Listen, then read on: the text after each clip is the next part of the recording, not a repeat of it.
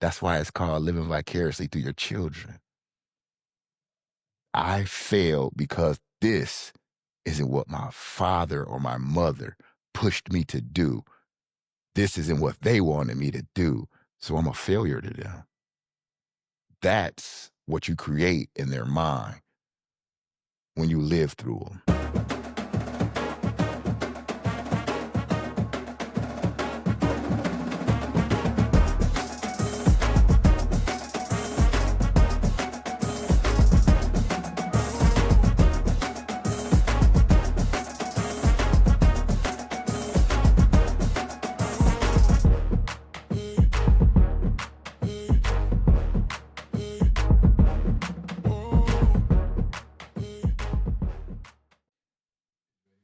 All right, welcome to another episode of Coach Rodo's podcast, Winning Regardless. I want to do this one on we as parents living vicariously through our children. You know, with high school basketball season starting, there's a lot of great basketball players, athletes, football. Let's just go through any sport, and most of the times it's because they had a parent or somebody in their family that was good, and everybody in the neighborhood would say something like, "Oh, he could have went pro," or da da da da da da da. And so, what ends up happening if as we have kids, with hearing that about ourselves, we believe that our kid is on that projection, and so what we tend to do is we tend to live vicariously through them. I was just talking to my producer about it. How parents follow their kids everywhere, coach, be a coach on everything. And, a lot of times we give wrong advice and wrong, coaching intelligence. But some might say it's out of love. And it is out of love. It's because we love our kids so much. But some of it is because we love ourselves so much. And we believe that this is my ultimate success. He gets success or she gets success. That's my success and not the child's success. That's living vicariously through your child. As a parent, you should always want the best for your child. You should always want your kid to do better. I loved when people would talk about my boys. They would say, like my oldest son, Alex. Alex is smarter than you. My youngest son, Devin. Devin is a better basketball player than you. The thing that I would say is I fucking hope so. Because I hope that I was not the bar setter for my children. I hope that just like we hope the world gets better, my children get better, and that's better than me. When we live through our kids, we want their successes to be our successes, but we want their successes to be the successes that we want them to have. The ones that we didn't have when we were kids. And so therefore, we push things on them that they necessarily might not have done or might not have wanted to do. When you're upset as a parent, you might email the coach or, you might try to call the coach. Why ain't my son playing? Da, da, da, da, da. That's you doing that. That's you wanting to live through your child or your through your son or daughter. That's not them going up to the coach on their own and figuring it out. That's you pushing them along because it's your dream. You can't do that. It hurts the kid way more than you would ever know because you set them up for failure. And the thing about it is, it's not failure in society. They might go on and have a great job.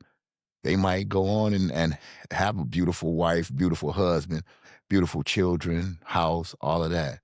But they will always feel like a failure because they didn't make it the way that you wanted them to make it.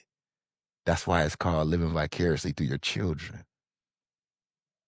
I failed because this isn't what my father or my mother pushed me to do. This isn't what they wanted me to do. So I'm a failure to them. That's what you create in their mind when you live through them. And you know the parents that do. It's the parents that's walking up and down the sideline, yelling at the coaches and yelling at the kids their kid at the same time. Telling the kid, hey, hey, hit him with the spin this way, and then I don't care what they told you, hit him this. I know what I'm talking about because I've done it. Well, it's not about you doing it no more. So again, you're trying to live through your child. If you tell them stuff like, hey, don't touch that stove because it's hot, because I've done it. That's the type of stuff that you should be telling your child. Not when you've turned your child over to someone else to coach. Don't join every coaching staff that your kid plays sport in. Because then you can really tell how vicariously you live through your child when the only thing that you talk to them about is the sport that you and him are participating in with each other, or you and her are participating with each other. You don't even talk about school stuff no more. You don't even talk about what your grades anymore. You don't even talk about, hey, let's go somewhere that has absolutely nothing to do with sports. Let's go downtown Chicago and let's just go walk around. Let's go to Navy Pier. You don't even talk about that stuff no more. Why? Because now you're coaching your son something that you've always wanted to do, and you're on the staff.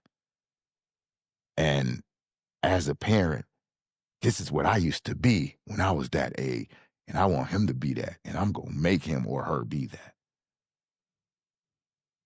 I'm going to turn him into what I want to turn him into.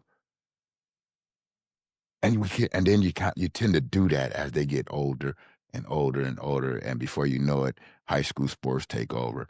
And if some are fortunate enough, they go to college. And when you get to college, coaches don't want to hear that shit. They don't care if your parent played or what your parent taught you. Hell, you probably won't even get recruited if that's the case. Because parents are usually the number 2 or 3. So first to go grades, second to go girls, and then to go your parents of not being recruited.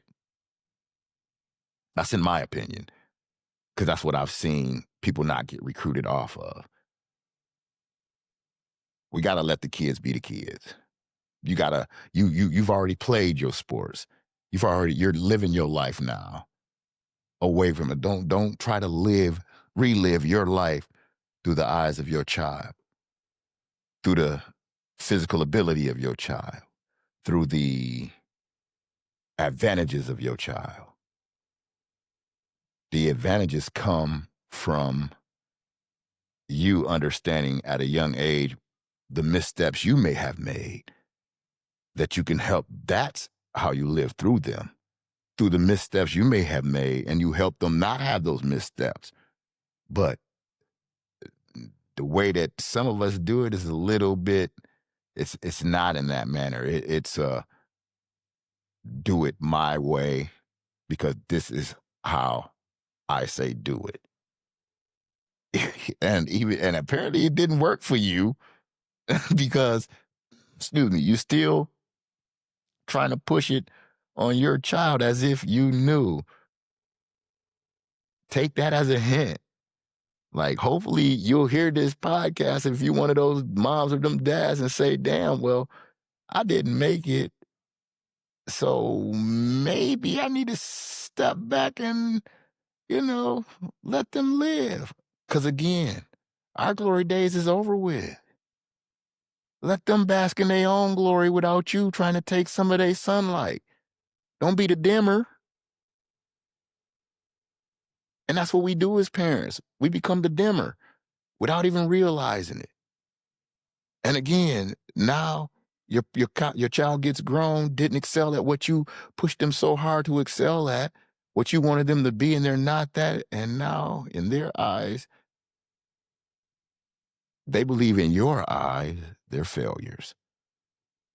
So, again, with all sports, but especially with this being, high school basketball, which is the one that I see the most coming up, Parents, let's